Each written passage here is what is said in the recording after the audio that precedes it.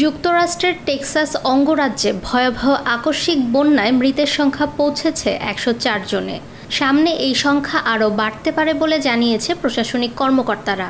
প্রবল বর্ষণের জেরে টেক্সাসের দক্ষিণাঞ্চলের গুয়াদালুপে নদীর তীরবর্তী ৬ জেলায় গত ৪ জুলাই শুক্রবার আকস্মিক বন্যা হয়।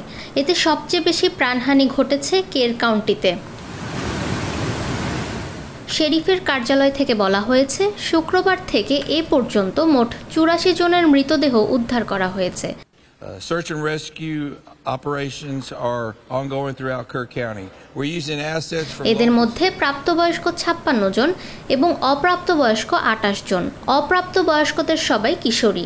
শুক্রবার স্থানীয় সময় ভোর ৪টার দিকে নদীর দুই তীরে দেখা দেয় আকস্মিক বন্যা। নদীর দুই তীরেই সামার ক্যাম্পের তাঁবু ফেলা হয়েছিল। ভোর ৪টার দিকে যখন হরকা বান নদীর দুতীরে আঘাত হানে, সে সময় প্রায় সবাই ঘুমিয়েছিল।